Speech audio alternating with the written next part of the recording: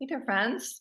I'm going to be making a video today instead of writing an article because I'm a little short on time. So this video won't be referenced, but I hope that this information is valuable to you. I want to tie together some really interesting pieces of research that I've been coming across and learning more about the polyvagal system. And I'm going to tie this into a lot of the information I've shared with you earlier about serotonin and progesterone, and it's been really interesting to inquire and learn more about how the vagal system and progesterone and serotonin interface and affect each other. And if you've read my previous articles here on Patreon, you'll understand and be able to appreciate how this is relevant. And I'll try to be explicit about that as well.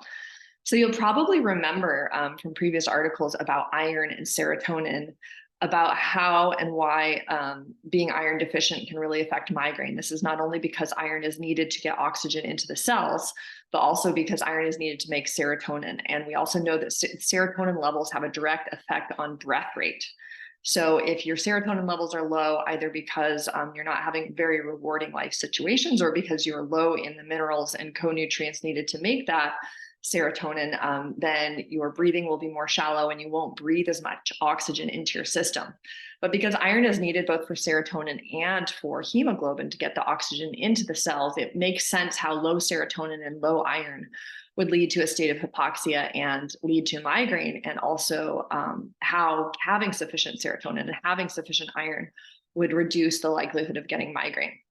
And I've mentioned in the past before that when women menstruate, which is the most consistent and reliable and predictable time that they tend to have migraines, even if they also have other migraines at other times, this menstruation is a low progesterone, low serotonin state, also a state when women lose blood and probably other minerals through menstruation. So it makes sense that serotonin levels and also progesterone levels would be low during menstruation. Although it's progesterone isn't dependent on iron, but as I mentioned before, progesterone is needed to sensitize the neurons to serotonin. So if you're low in progesterone and you have enough serotonin, the nerves won't be sensitized to serotonin, but most likely you will be low in both serotonin and progesterone during menstruation. Well, you'll definitely be low in progesterone because when the progesterone levels fall off, when the corpus luteum dissipates, that's actually what triggers menstruation. So we know progesterone is going to be low during menstruation and even lower in women whose adrenals are burnt out. But it's interesting, this relationship between serotonin and progesterone, because progesterone, like I said, sensitizes the neurons to serotonin. But also thyroid hormone is low during menstruation, and there is an intimate relationship between adequate thyroid hormone levels and serotonin levels and progesterone levels. So when thyroid hormone levels are low, serotonin and progesterone levels are low as well. I don't completely understand the mechanism behind why that is, but I have read in the literature that they've found that correlation to be accurate and true. So, of course, the general question is just how do we increase serotonin and progesterone? And I've mentioned that in previous articles, but the bigger question that's arising for me is what does this all have to do with the vagal system? And so I'm going to tie that all together for you. And of course, this is new emergent information for me, just stuff that I'm learning about. But the vagal system, the vagus nerve is the longest nerve in the body. And what I think is so fascinating about learning about the vagus system in relationship to migraine is that it explains how low tone in this nerve could really explain a lot of the organ system dysfunctions and organ system problems that people with migraine have. So while we, tend in this reductionistic society to look at the individual organ systems and think about how they're struggling and try to find ways to improve their functioning, and that's also something I mentioned in my repattern migraine coursework, there's one thing that ties all of the organ systems together, and that is the vagal nerve. So the vagus nerve is the longest nerve in the body. It goes all the way up from the head and the cranium all the way down to all the major organs in the body. And it not only regulates inflammation in the body, but it actually is, there's a certain branch of the vagal system that is responsible for co-regulation as mammals in our social environments. So I'm going to try to attempt to explain how the health of our relationships and how fulfilling our life is has a direct effect not only on our vagal nerve, but subsequently on the functioning of our organs. So, and I'm sure that feedback loop goes both ways. If our organs are struggling, there's a lot of inflammation in our body because we're full of toxins or low in nutrients, then that won't function well enough for us to be able to express socially appropriate behavior that is calming to other people, the more stressed we are because of the dysfunction in our bodies, or the dysregulation. I don't want to call it dysfunction. The more stressed we will be, and the less secure our relationships will be, because we'll be more dysregulated and we won't be able to give the people in our life the feedback that they need to feel safe. But the opposite is true as well, which is that if we're living among people who are hypervigilant because of trauma they've had in their life, or they're stressed out and dysregulated because of the way life is, and I think this is especially true for mothers and stay-at-home mothers, since I've been a part-time stay-at-home mom for the past 10 years, running my business as a solopreneur. In a society that recognizes achievement and validates through these outwards expressions of success, people who stay at home and do not kind of follow the usual predicted pattern of success will not receive the same amount of rewards. In other words, serotonin hits as people who do. So all of this is just a way of saying that I think that one reason why more women experience migraine than men has to do with the ways in which the invisibility of being a mother, and I'm just speaking from my own experience, but it could really be any situation that's unfulfilling or doesn't meet our expectations. The ways that being invisible and not being validated or seen or valued affects our serotonin levels. So serotonin is a neurotransmitter that is metabolized very quickly by the body. There's a great book called Status Games that goes into this. And when we hear about serotonin, we usually think, we know that people with low serotonin levels tend towards more depression, but we tend to think it's just like kind of this steady state thing, right? That like there's some people who have healthy serotonin levels and others who don't. And the ones who have high levels just always have high levels, and the ones who have low levels are always low. But actually serotonin doesn't work like that in the body. It's something that it's a neurotransmitter that is produced and released when we have an expectation that's met.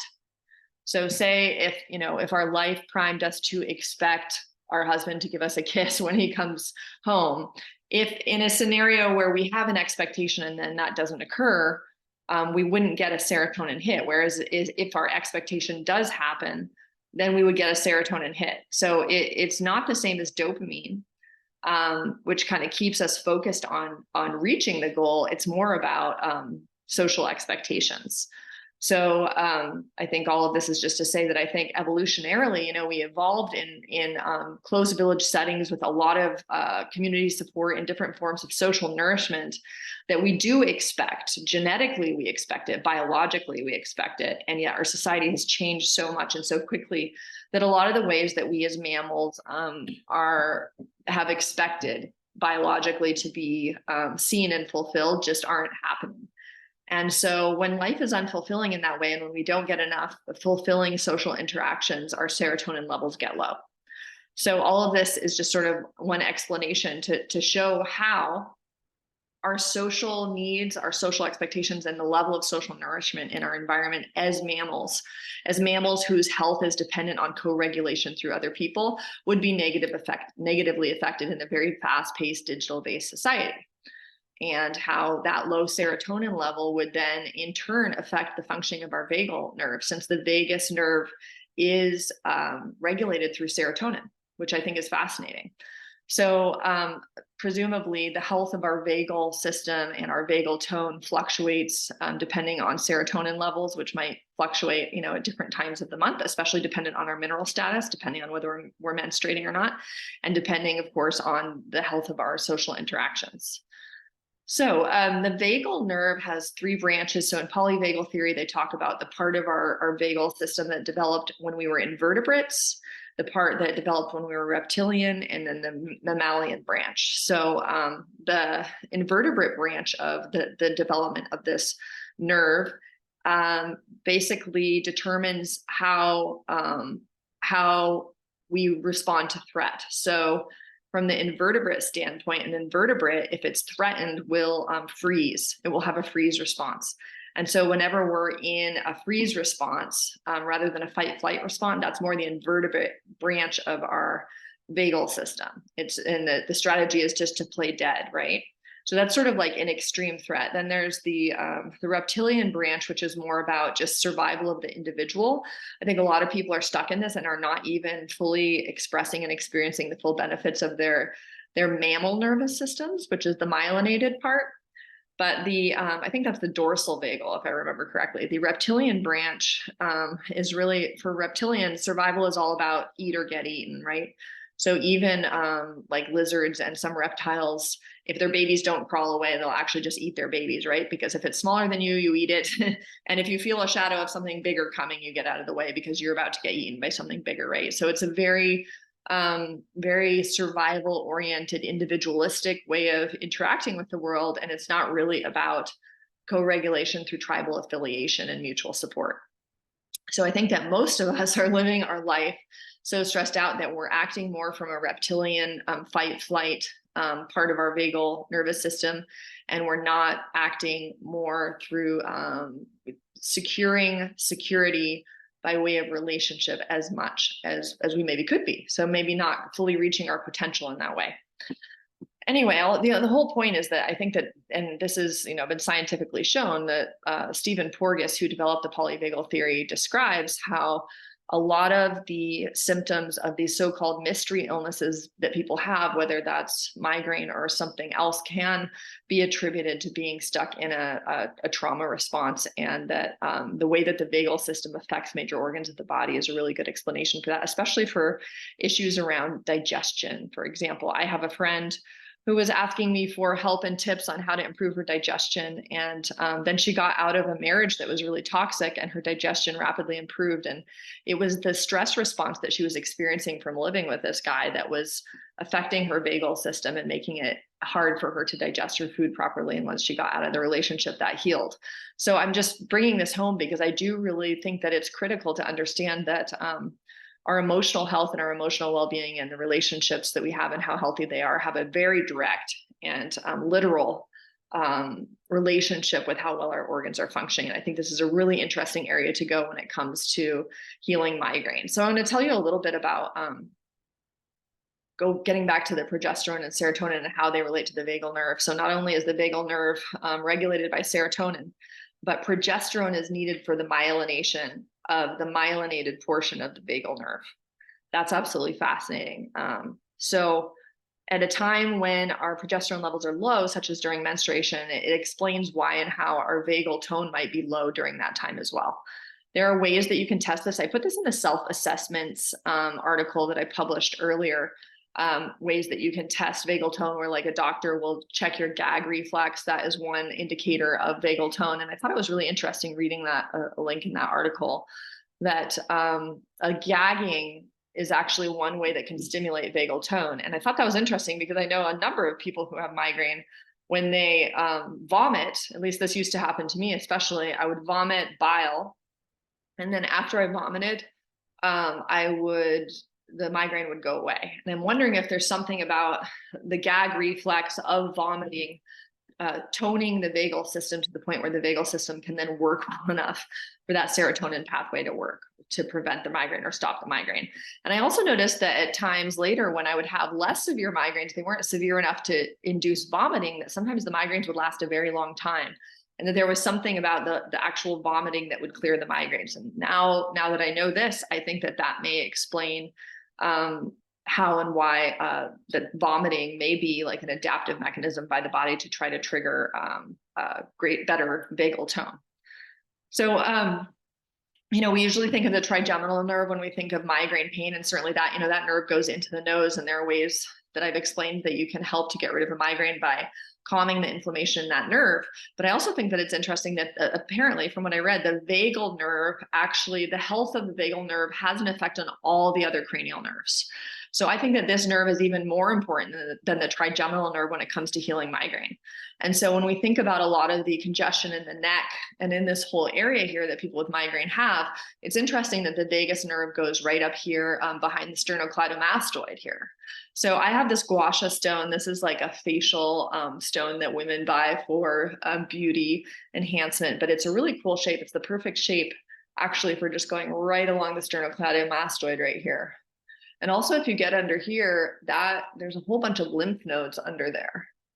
And so that can not only, as a daily practice, not only, enhance beauty, but also it moves lymph.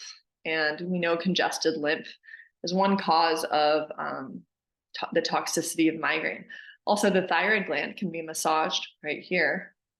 This sternocleidomastoid right here, it feels incredible to massage it. And you can also go right here along the back here. This is where that gallbladder meridian is. It's often very tight. It just feels incredible to massage this. So I imagine, I don't get migraines anymore, but I imagine this would feel probably great during a migraine, but even more better preventatively, not only to get the lymph moving and just clear out congestion in this area, relax the muscles, but also to stimulate that vagus nerve right there. And some of the other ways to stimulate the vagus nerve are singing, gargling water, and I have to learn more ways. Splashing cold water on your face, getting in cold water. Coffee enemas also stimulate the vagus nerve. So people who have gotten rid of migraines by way of coffee enemas, that may explain one reason why they work. I know coffee enemas trigger the gallbladder to release bile, and I always assumed that was one of the reasons why that can work, but it turns out it may also work because of its effect on the vagal system. So I think I got it. Yeah, I think that's it. Kind of interesting relationships, huh? I hope you found that interesting. And again, I think the take home needs to be that we need to start getting out of this mechanistic way of viewing migraine as being purely a biochemical disorder. And I'm going to share with you soon more about emotional integration. And I do absolutely believe that migraine and all chronic illness is caused by a lack of emotional integration. And I know sometimes when I share videos about that kind of stuff, it doesn't gain as much interest as information on minerals and mineral relationships. And I think it's really natural that we want to work with the most concrete thing possible. And some people probably think there will be more leverage with taking the right supplements than with doing a breath work or meditation practice, but I would beg to differ on that. So I hope that you take the time to check out any future posts that I have about emotional regulation and really take this seriously as a possible root cause explanation for migraine, and that there are very concrete ways through breath work